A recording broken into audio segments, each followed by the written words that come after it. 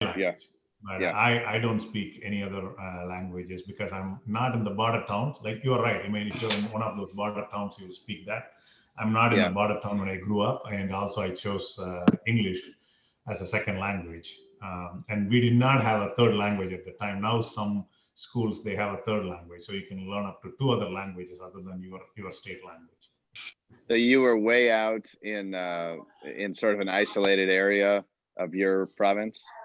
I was growing up in the middle of the state, so it's Okay. pretty central location. Yeah. All In right. a Good okay. afternoon, everyone.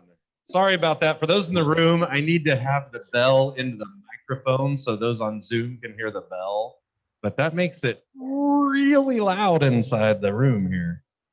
All right. Good afternoon. I'm Keeley Hall, and welcome to the November 13th. That's right, Friday the 13th, the second Friday the 13th of 2020, because 2020. Meeting of the Rotary Club of Brentwood. Please, as we go about our day today, remember Bob Searcy. I do have an update that is hot off the press. Julie Porter just joined us on Zoom, and she says Bob is out of surgery. He did have his scheduled surgery this morning, starting at 7:30. They have moved him into recovery. Everything went as well as could be expected, as planned.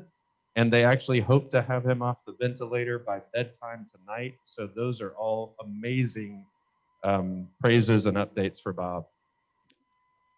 So Bob Sinclair will now lead our invocation, and we'll remember Bob Searcy in that as well. And then Beth Dormany will have our pledge and four-way test.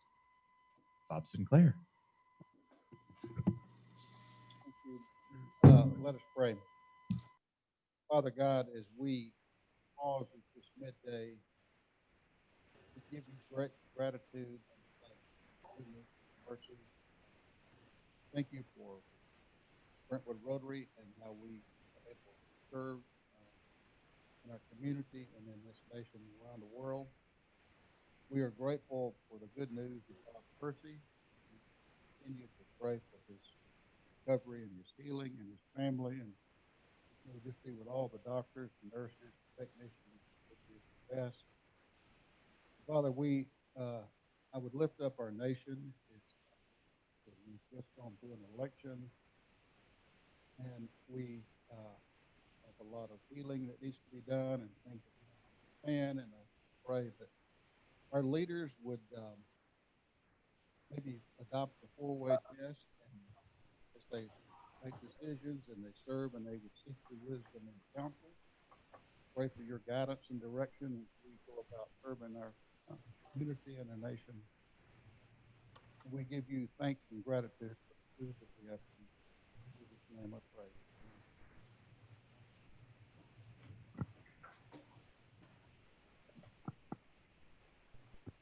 Pledge allegiance to the flag of the United States of America and to the republic for which it stands, one nation, under God, indivisible, with liberty and justice for all.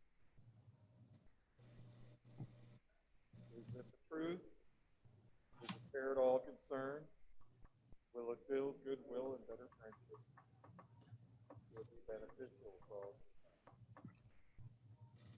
And now, Michael Heineman will introduce our guest and visiting Rotarian.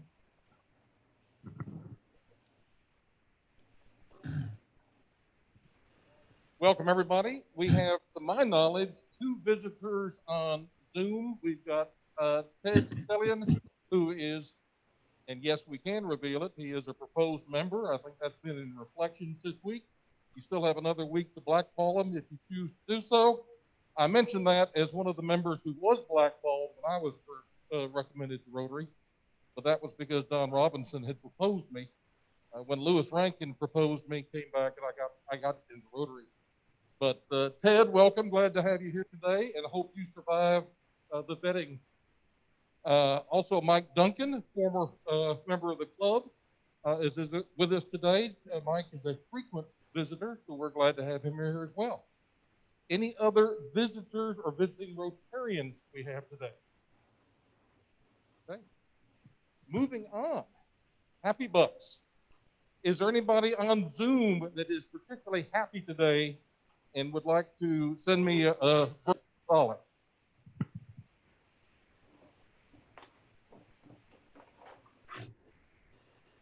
Is there anybody in the room that is happy today? Yes, sir.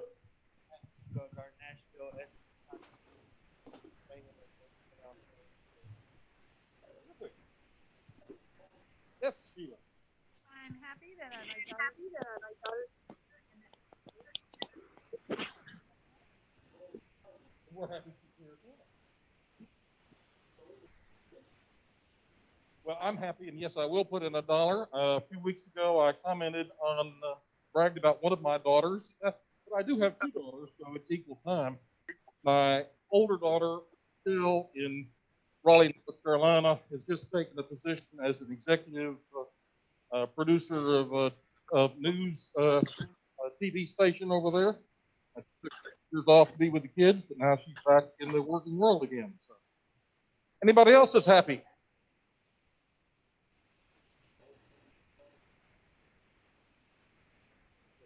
My grandson, Trevor Andrews, is the quarterback for Ravenwood, and they're playing Franklin tonight. We hope they have a good game. Thanks to everybody. Thank you. Thank you. All right, we have a few announcements before we begin. Update on the foundation drive. Sorry, I have to take my glasses off because they keep getting fogged up when I talk. Updation on the foundation drive. We now have a total pledged of $46,355. Salute. Okay. We have, however, in that number, there are 34 pledge forms that remain outstanding.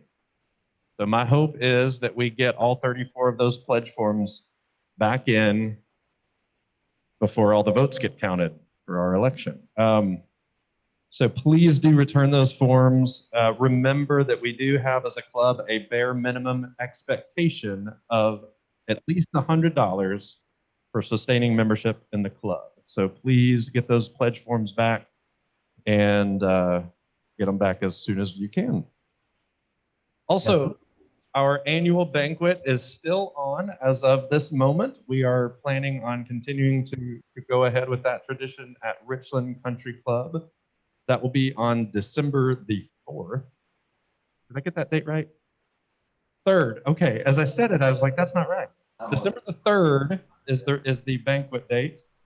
And Sherry is still looking for responses from everybody. She's got about half of the responses in, maybe slightly less than half. So still looking for some additional responses from those people that received that email. She may be following up. She may be hunting you down.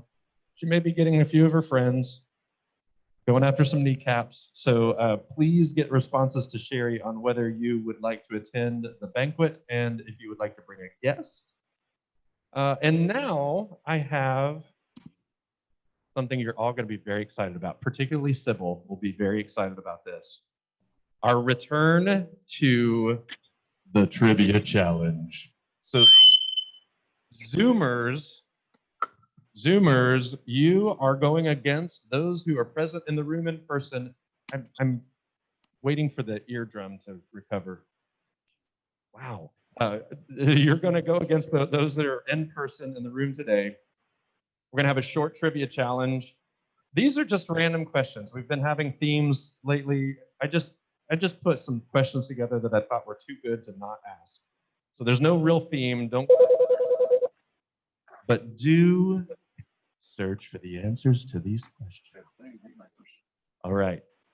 People in the room, you get the first question. Zoomers, no answering this question. Don't yell it out. You'll give away the answer. All right. Those in person, where was the fortune cookie invented? Where was the fortune cookie invented? 5. San Francisco is correct. Michael Heineman with the correct answer with San Francisco. The judges advised me they would have also accepted in a kitchen. All right.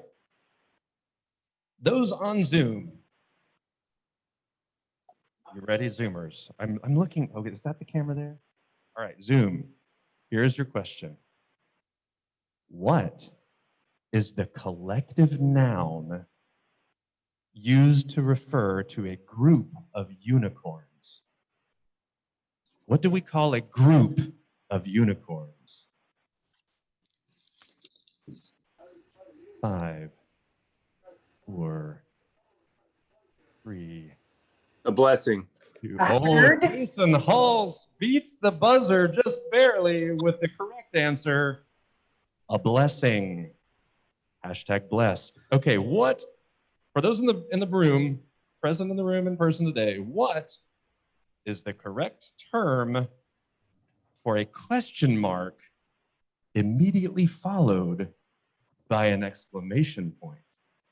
What's the correct grammatical term for a question mark immediately followed by an exclamation point? And 5, 4, 3, 2, 1. San Francisco, says Michael Heineman. That is incorrect. No. The correct answer that we were looking for is an interrobang. Exactly. Interrobang. Interrobang. Interrobang. And don't ask me for the language of derivation. All right. Zoomers. Michael Barrett and gang. This is your chance to go ahead, to take a decisive lead with the answer to this question. What is Scooby-Doo's full name? What is Scooby-Doo's full name in 5, 4, 3, 2, 1? Scuba do. Okay, was that Roger Reed that answered that question? Who was the answerer? It was Jason again. Jason again. Jason again with the quick fingers on the internet. Scooby-Doo's full legal birth certificate name is in fact Scoobert Doo. Scoobert Doo. You're welcome.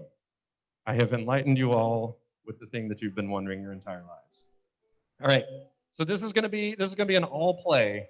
This is just whoever answers this first, you get double points, which would mean it's a tie if those in the room win it, which means we'll have to go to the tie-breaking question. But if those on Zoom get this question correctly, they go away with the unquestionable decisive victory. All right, here we go. All play. First one to answer takes the prize. This person entered a contest which was intended to find his own lookalike. The person entered the contest and wound up placing third. A famous person entered a contest determined to find a lookalike for this famous person. Upon entering the contest, that person came in third. What's the name of the person that we are looking for? Ooh, Kevin Bacon was a good answer. Unfortunately, that is incorrect. Kevin Bacon is not the correct answer. In 5. Garth Dolly Parton. Ooh, Dolly Parton's a good question, a good answer. I'm going to get out of the speaker. Garth Brooks. Garth Brooks is also, these are all great answers. They're all equally incorrect, however. Michael Barrett. Oh, wait, I heard it. Ladies and gentlemen, we have a winner. The answer is Charlie Chaplin. Charlie Chaplin entered a Charlie Chaplin look-alike contest and placed third. He placed third. Okay. All right, so that, you know what that means? It means the in-person team has now come from behind and evened up the score. It is now whatever to whatever, exactly even. So we need a tie-breaking question. All right, here we go.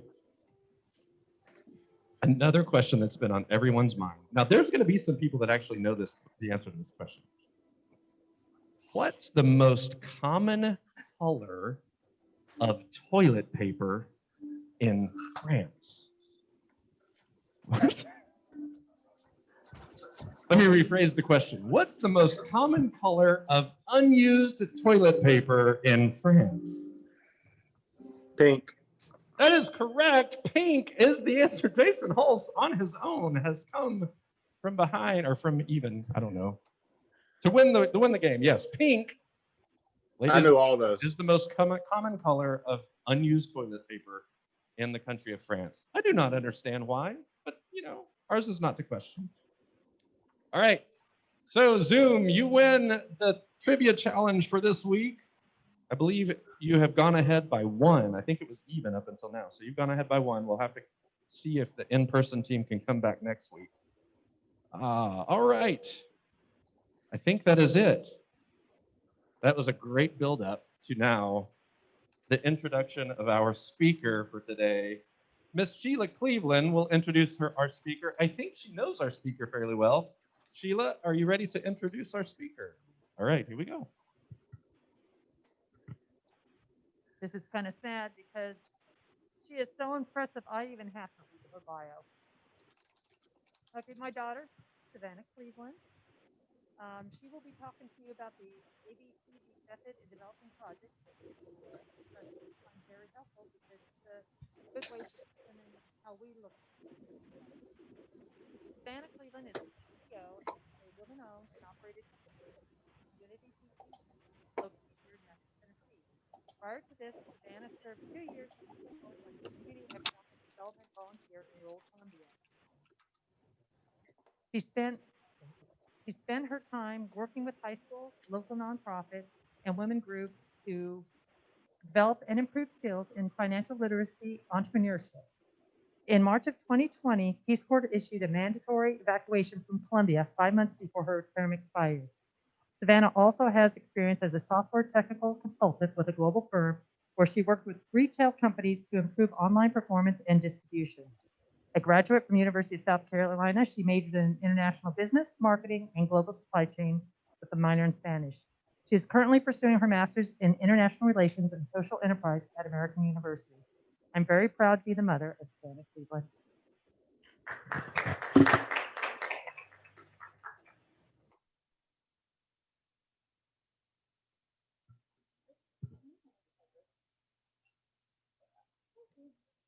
All right. Well, thank you guys so much for having me. Thank you, Mom, for the introduction. I'm really happy to be here with you guys. Is it okay if I take this? Okay, I want to make sure it's okay. I'm gonna do this too. I'm an expressive human. Masks have been detrimental to my ability to connect with people.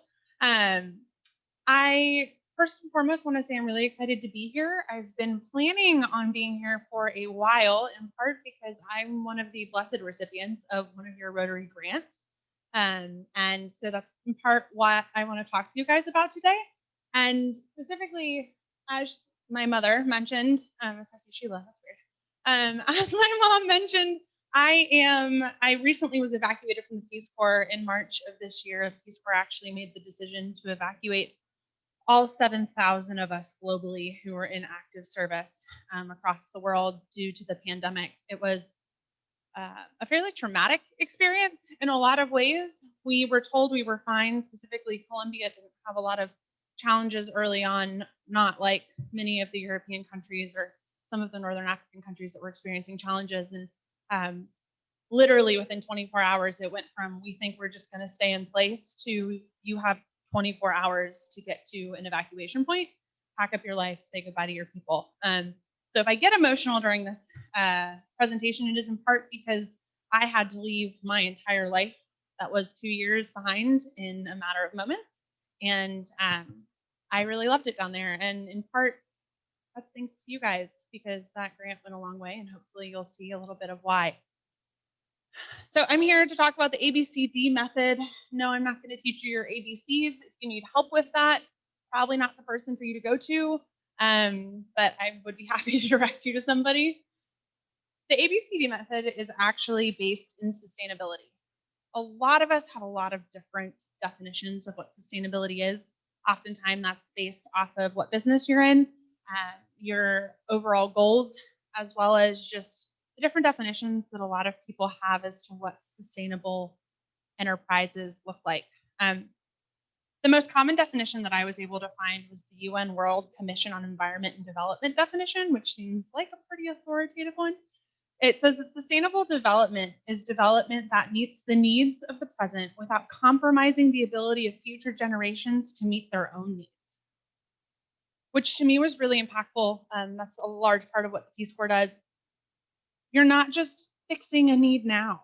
You're actually enabling a future generation to be able to fix their own needs and to maintain whatever it is that's implemented. A really impactful story that I once read in kind of a book that really had some more negative views of what international development oftentimes looked like. And it was a story about a group of women in, I believe it was Kenya.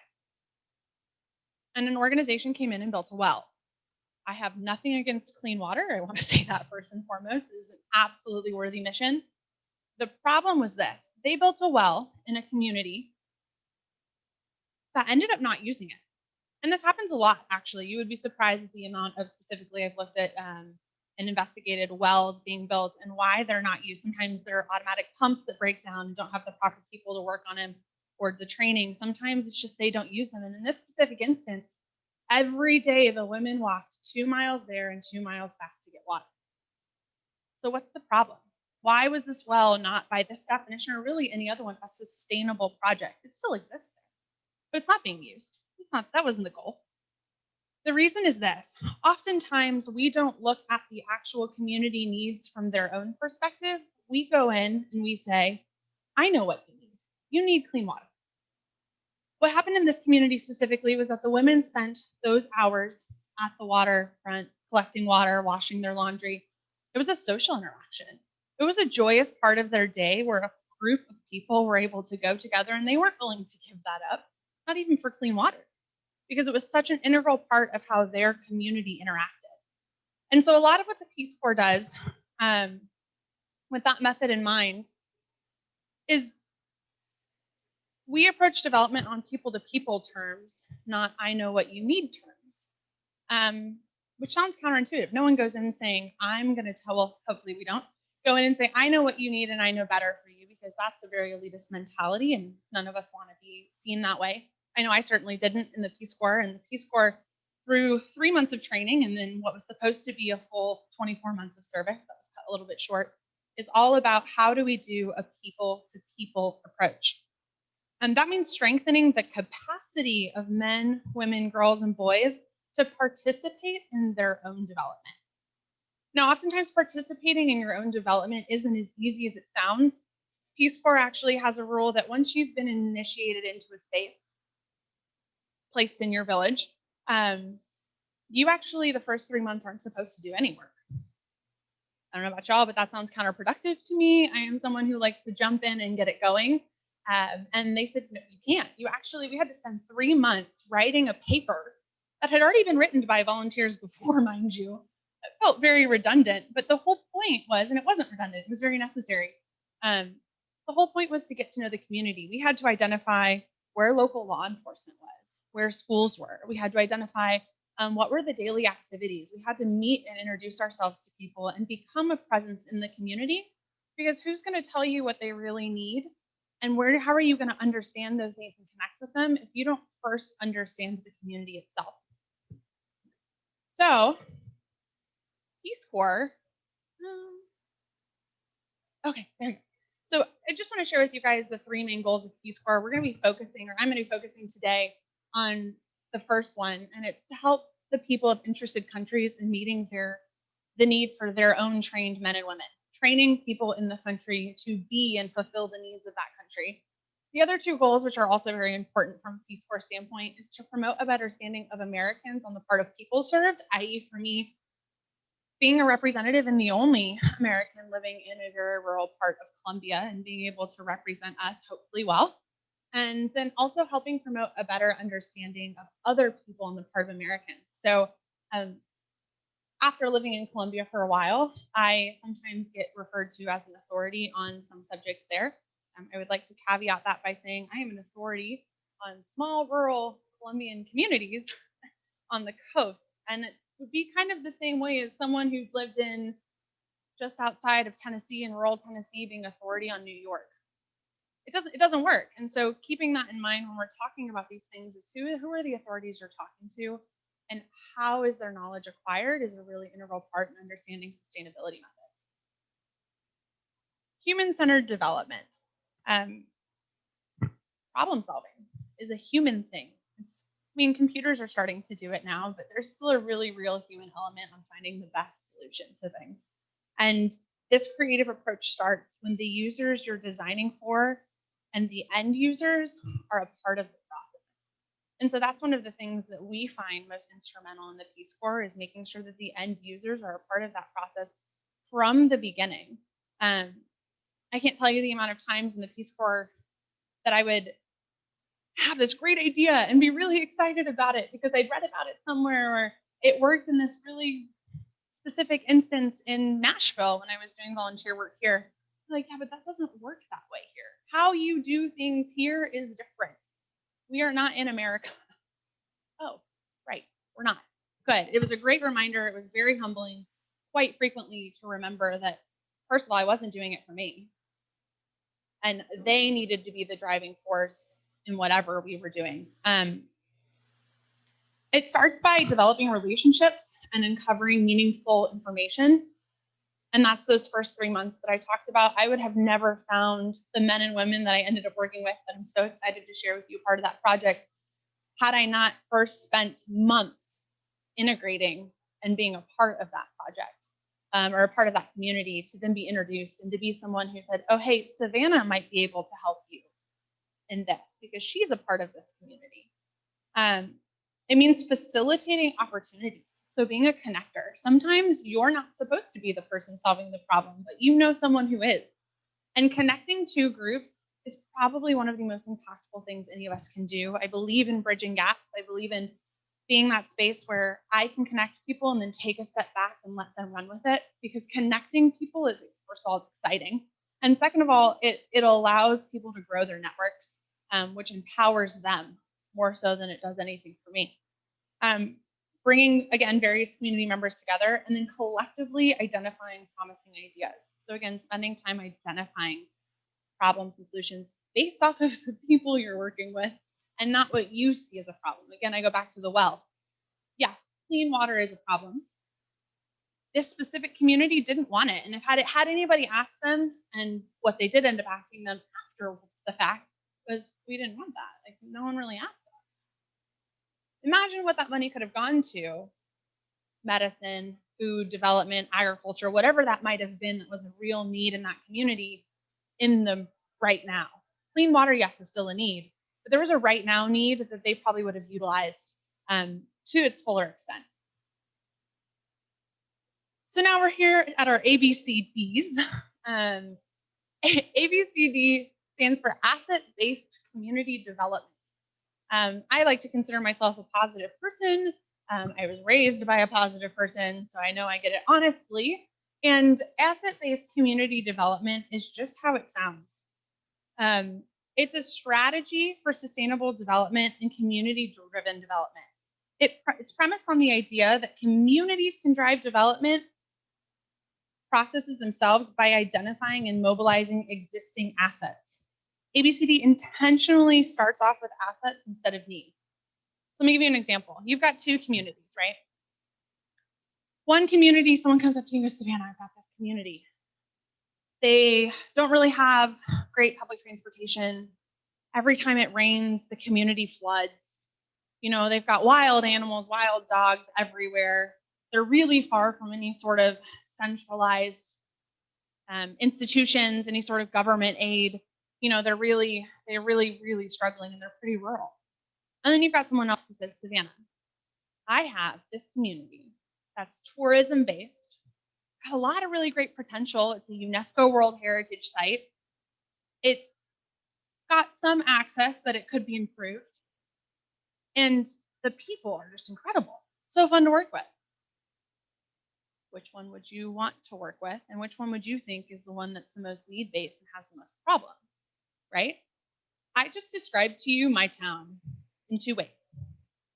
I described to you my town from an asset-based way because it was beautiful. It was tourism-based. It was a UNESCO World Heritage Site that had gone undiscovered for years. And then a couple years ago, Colombia's initiative in orange, the orange industry, which is tourism-based, kind of brought it back to the forefront. My community was on a river island in the middle of nowhere, Colombia. It was hard to access. It flooded horribly every time it rained. Education was not ideal. Public education specifically had a lot of needs, direct needs that were able to be attended to. But when I focused on the negative side of things, you guys are all probably like, "Ooh, yeah, they need help." When I focus on the positive side of things, you're like, "Oh, well, you guys are fine. You got stuff. You have assets." So now imagine going into a community and saying, "All right, guys, I know everyone needs money. We all need and want money for projects and development. We all have problems. But instead of sitting here and identifying all of these problems, why don't we first identify the assets that we have in the community that are going to help us alleviate those problems in the future?" Because when that happens, all of a sudden a community goes, "Oh my gosh, I can take ownership of this.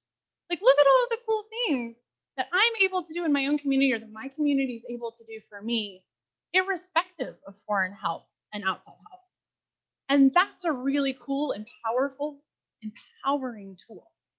And that's how the Peace Corps oftentimes tries to focus on it. So here's a couple examples. I won't read through all of this, but instead of a problem-based approach of entering a community to lead new activities, coming in and saying, "I got you, I know what you want," why don't we assume a participatory approach of becoming a part of the community through observation and participation first, and having them come to you. Don't come in identifying their needs. How would you guys like it if someone came in and said, "I know exactly what you need"?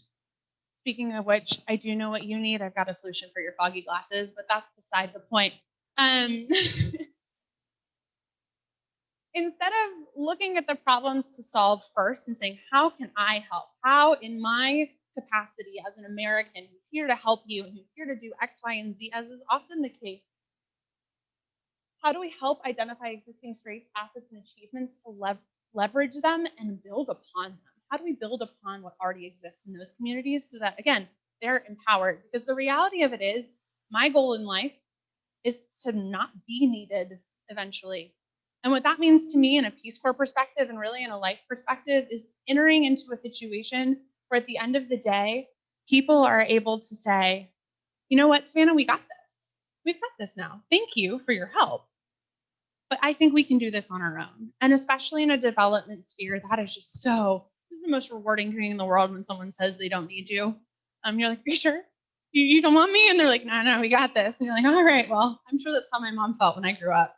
I still need her, by the way. That never went away. Some different tools, and I'll go through these quickly because unfortunately I don't have any images of the examples that we did, but these were all images that we utilized in our development process. Community mapping. I bet you if we did an exercise, which would be really fun to do at some point if anyone wants to hear me again, and that would be splitting up the men and women in this room, having a really large piece of paper and asking you guys to draw Brentwood or draw your community and identify important features of your community. Now think about this as a thought exercise. How different would the community for men and the community for women be here in Brentwood? And what assets would you be able to identify in observing the other people's maps? It happened to us in Colombia. My group, we split into men, women, and then we also we did this with the kids as well.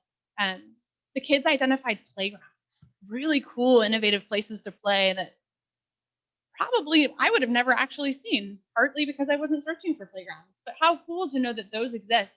And in that, we recognized that there was a need that we were able to fill because we saw through all of the different maps, the men's map of a place to hang out and bars and billiard halls and where they worked and the local places to have fun. And then the women were a lot more like shopping based as far as like grocery shopping and the day-to-day activities to keep the household running. Mind you, in rural Colombia, there are still fairly traditional roles, although that is changing. We were able to see a community that was mapped out 3 different perspectives and then combined them to find where needs really existed and where they had assets that other people just didn't identify. What's important to you is not important to me.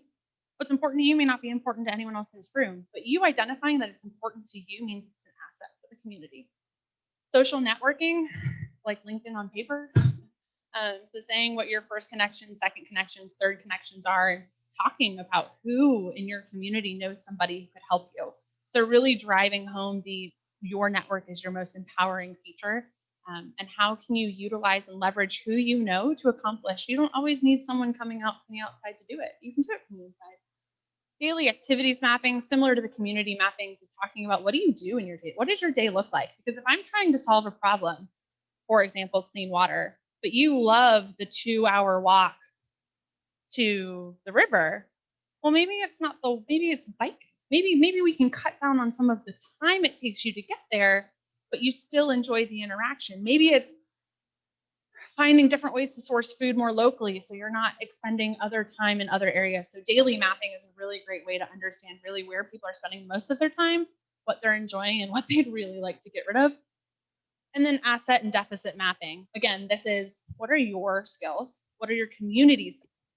And then what do you have on a large basis to be able to really fulfill some of the needs in your own community, and focusing on those assets first and foremost as a way to develop your own community. It's not just knowledge, it's behavior, guys. As I'm sure you know, I could talk to you about this all day, but if people don't implement anything, then it doesn't really matter. I'm sorry, I should have said that louder for those of you on the phone or on the Zoom. I'll say it again. If it's just knowledge and you don't implement, it does not matter. Because the reality of it is implementation is everything. So as I'm sure with Rotary, as it is with Peace Corps, as it is with a lot of developmental work, and even, God bless our teachers and what they're doing now, especially in the modern day of, if we're not acting upon the knowledge we learn and trying it out and testing it and implementing it, we're not actually learning anything and it doesn't stick. So I implemented a lot of the things I just talked to you about with varied results of success, just because of the nature of everybody's different. And I learned a lot from it. I learned a lot about a lot of things. And this is the fun part of getting to tell you about my project, you guys. It went well. It went so well. I was unbelievably blessed with a wonderful team, which I'll be showing you all about in just a second. But Peace Corps Colombia specifically is one of the original programs for Peace Corps. And it started in country in September of 1961.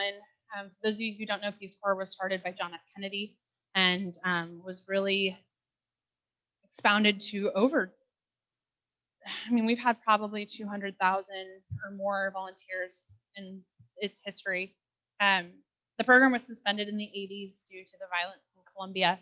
But after a 29-year hiatus, the Peace Corps returned to Colombia and has since been there on the coast up until this past March, when we were all evacuated, but there are talks of reinstating volunteers who want to go back and expanding on the program again. So I just want to show you guys where I was. A little dot right here in the bottom. Barranquilla was where our headquarters were. And I basically took a 10-hour bus ride all the way down through here, and it's a little river island. I say little. Colombians claim that it's the largest river island in the world. I don't know whether or not that's true, but I'm going to go with it because I like the way it sounds. And this is the center of Monpós.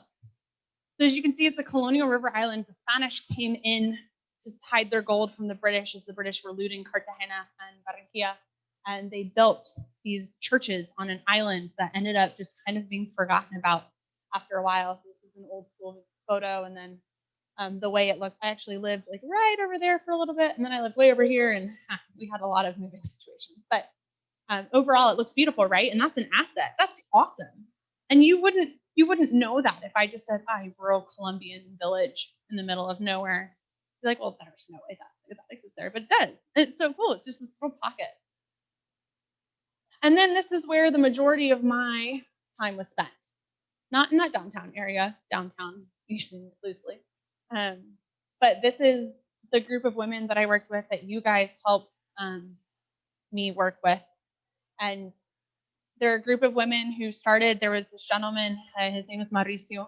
Mauricio started Fundación Luciana, which is a foundation in the name of his daughter, and he wanted to outreach into local communities in Mompos and surrounding areas, specifically in early childhood development, talking about like motor skills, soccer, getting kids off the street, because, you know, it starts early, and the more impactful you can be for little ones, the better off they typically are, the more you go. So Fundación Luciana started working with what they call the mamitas, the moms, in crocheting, starting to teach them tangible skills that they would be able to utilize in their free time to sell.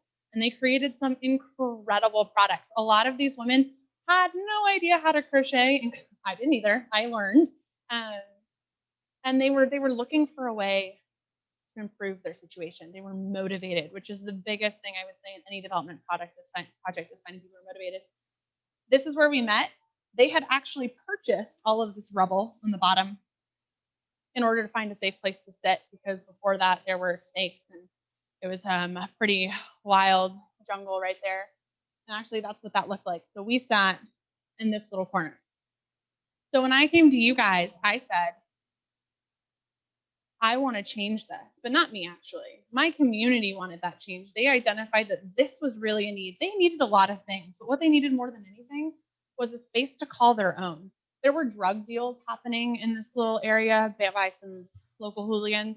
There were, like I said, snakes. There were these pigs that would hang out there all the time. It was a danger. And then the kids would play in it. There was trash. It was just not a safe space to be. And so they said, you know what? We identify this as something we need. So we started picking up trash, and we had a great time. The local police force actually came out to help because they heard about a community-driven project. They didn't hear about me at all, actually. They're like, who are you? I was like, that's a great question. You need to be figuring out who all of these other people are. Like, who is the woman who was the president of the community, Mauricio, who was leading the foundation, and then all of these wonderful kids. We had young adults coming out with machetes to try and cut down all of the weeds. And we had a lot of trash that ended up getting picked up. So that's from some of the kids. And this one's, she's my personal favorite, Irani. She was like my mini me. I loved her. This is them again. This is what it came out to be. This is the first thing. Look how much, that's such a big difference. And we wouldn't have been able, I mean, that would not have been possible without the community. I mean, I guess I could have hired somebody, but people were bringing out food and cookies. The local baker brought out bread. It was just this entire community effort that was kind of spontaneous. No one asked any of those people to bring out drinks and refreshments and bread. They just said, oh my gosh, people are doing, like, my community is doing this for me. I want to get back. Then started the construction. I have a lot of photos and videos, but I tried to tailor it. So this is after the 30 truckloads of dirt were driven in to be able to fill up the big divots and make it even in order to create a space. The truckloads were donated half off, and the people who spread the dirt also donated half of their time. And then we had the husband of the Senora Nubia. So Senora Nubia and Jose were the people leading the project. He was a builder, and she was the president of the community. So they were able to work together and kind of coordinate, donated a lot of their time. And this is as it kept growing, you guys. I mean, we started having, I don't know if you can see it well, but we brick lined it so that the dirt wouldn't go away. We had a ton of people putting in these pipes. I even helped pour some pipes in concrete. I was quite the construction worker, I must say. They were pretty nervous I was going to hurt myself, and they were probably right. But they started putting up a cover. So what this was, so now that you guys are kind of seeing the progression, this was a space for people to come, to bring in teachers. A lot of these people didn't have a way to really get into the center of town. So bringing teachers to the outskirts of town, having a safe space to connect, a community hall, essentially, where they could do birthday parties and funerals and all that kind of stuff. That's what they wanted.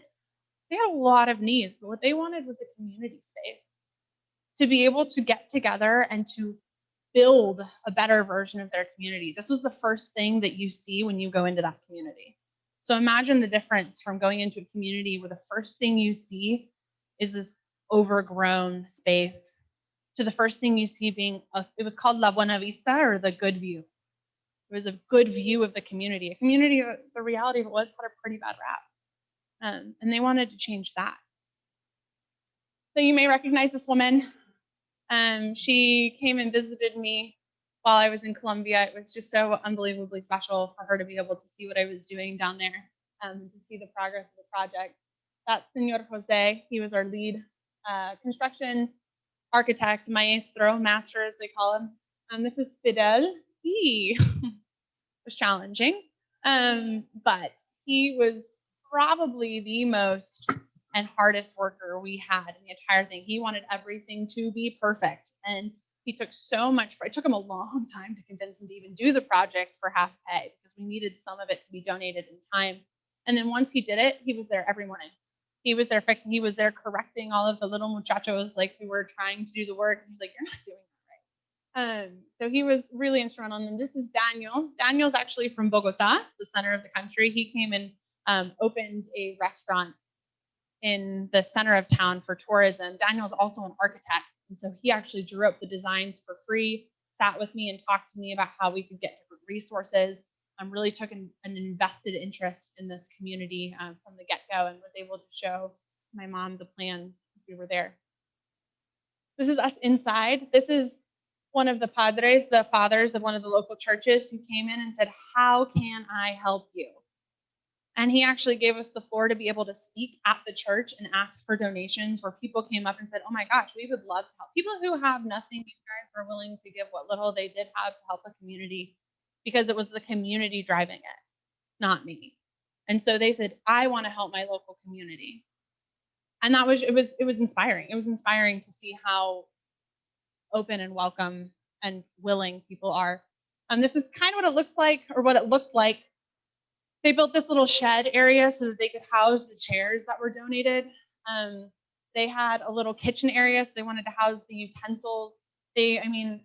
Anything that was donated was going to be housed in there. And then there's a system of 3 different keys. So you have to have 3 different people to open it, and it's a trust thing. This was a government organization actually came and spoke to us about opening up a program there, and they are doing it. It's a bread making program. And the only way that this organization was able to come and do these classes in this neighborhood was because they finally had the space to do it. They would not have been able to do this otherwise. But they finally had the space to bring in and say, "Let me teach you about bread making. Let me teach you about entrepreneurship. Let's start a productive unit." This is Alfonso. He's pouring some of the concrete and kind of giving you an idea of what that looks like. This is after I left, by the way.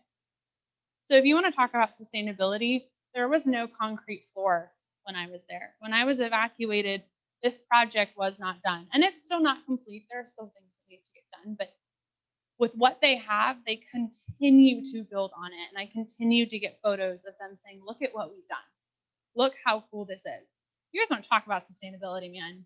That is sustainable. And the reason is because 33% of, 33% came from Peace Corps.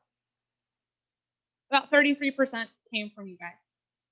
And about 33% was donated in time, materials, equipment from the community. That's a huge amount of, first of all, that's more than any of my counterparts in that situation make in a year. But on top of that, what that did was allowed them to say, "We own this. This is ours. This isn't the gringas, the Americans who's now left, and now what are we going to do? This is ours. And we're going to finish it because this is our project." I'm getting goosebumps. It makes me so excited. And this is what it started to look like. It really came together. And they were building and growing and creating a space for them to be together for themselves, by themselves, without me. I am no longer needed on this project. Here's one little video, and it's super short. It's like 10 seconds. That I want to show you guys, and it was sent to me from one of my counterparts who was really excited to share where they were and how it was progressing. And I want to see if you guys noticed something at the very beginning. Oh, you're fine. Don't worry about it. Technology, am I right? It's actually great to talk to you guys in person. I haven't done a speaking thing in person in a while, so thank you for having me here. So do you guys, just before we play it, do you guys see that? What is that? It's an American flag. I didn't ask them to do that. They did a tribute to our entire country as a thank you for saying, hey, let's recognize. And then they sent it to me super excited because of it. So if you wouldn't mind playing that, if possible. If not, that's really the exciting part of it. I just want to show you guys kind of what it looks like now.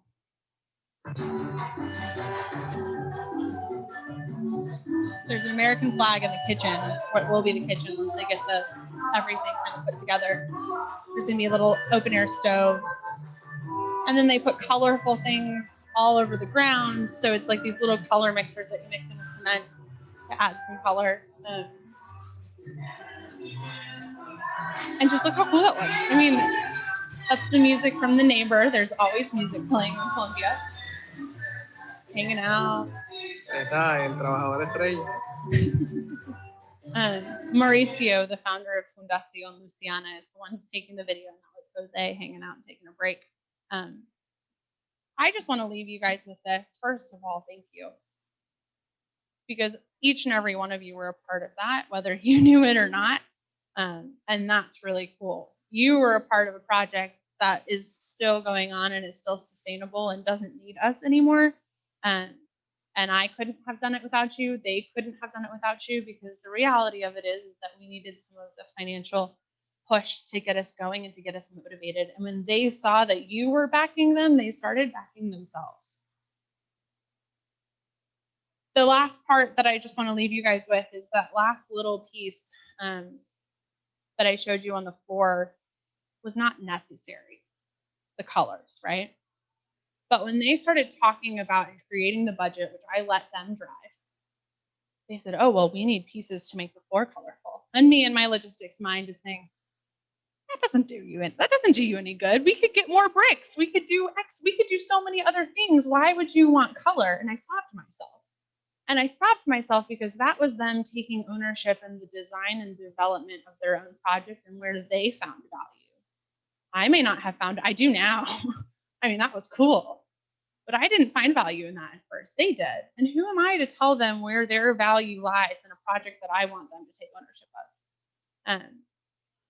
And so I'm going to leave you guys with that. I really have appreciated you listening to me talk about this project and sustainable development. I am a really big believer in it. I'm really proud to have been a part of this. I'm a multi-generational family of Rotarians. Eventually, I plan to be one myself, although it's to be determined when that moment is. I hope to be a part of a club as welcoming and as wonderful as you guys have always been to me throughout my years here. So thank you, everyone on the Zoom call as well. I really appreciate it. And yeah.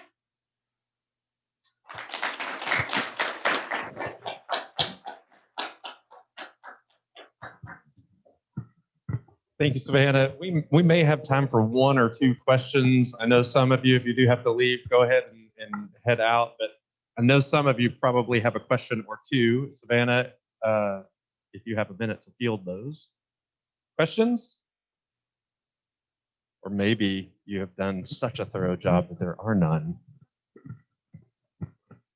Tell them how much, when they volunteered their time, how much pay they were giving up when they volunteered their time, not going to work.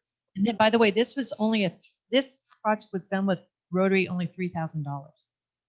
Yeah, that's a great question. Thank you. I tend to forget the numbers sometimes. I get so excited about the people. Everyone donated half time, period. We asked anyone who was going to join to donate half of their time because we needed people to take ownership of it. And they did. They donated half of their time, their Saturdays, their Sundays, whatever days they could work, they did. And we actually were able to provide an income for people who didn't have one at that moment in time either. So what that looks like is probably, it's 20,000 pesos a day is more than some people make an entire day. 20,000 pesos right now with the exchange rate is about $5 a day, maybe. Most of them don't even make that. That would be considered somewhat minimum wage. I know people who are making $2, $1 a day. They donated their time, half of their time, and they still receive what many people would consider a minimum wage in Colombia, because we valued them at what they should be valued at. And so we still made sure that when they were doing it, they were able to feed their families, which was really critical. So we were really happy about that ability. And again, that funding, like you guys being able to do that. I was just curious what your living accommodations were. Yeah, my living accommodation. So the Peace Corps does it differently in every country. In Colombia, it's one of 2 stations where you're required to live with a host family the entire time. So I lived with a host family. Peace Corps makes sure that you have your own room with a bedroom that locks. I have my own bathroom, although that's not always the case. A kitchen, things like that that are required in the household in order for our safety, more so than anything. But I was really fortunate. For the majority of my time, I lived with a woman and her 13-year-old son who probably said 5 words to me the entire year and a half I was there. I wasn't much to my disdain, but that's fine. I tried. He was pretty shy, but yeah, so that's what it was like for us. It was fantastic. I am happy to no longer be living with a host family in my late 20s, but I did love the experience and consider them family. Maria? No? Okay. Thank you, Savannah. And if you do have any other questions, comments, messages to get to Savannah, we know people that can get a hold of her. Sheila's here. She can field some questions for you. Again, thanks so much, Savannah, for not only coming and speaking to us, but for using our dollars so well. We are so happy to see what you were able to accomplish with the community there in Colombia. Which, by the way, I have learned relatively recently, just in the last 6 months or so, that Columbia, Tennessee and Colombia, South America are spelled differently. Who knew? All of you, everyone but me in this room knew. Okay, great. So as we prepare to adjourn, let's do remember Bob Searcy, Lori Reed, the passing of her mother-in-law recently. Larry Faust still dealing with some back issues. McCarthy's, Fiddlers, Stokes, Wheelwrights, as they all deal with their ongoing health challenges. Are there any other announcements or club business before we adjourn? We have some people wanting to thank Savannah on the Zoom chat. All right, if there is no other business for the good of Rotary, we are adjourned.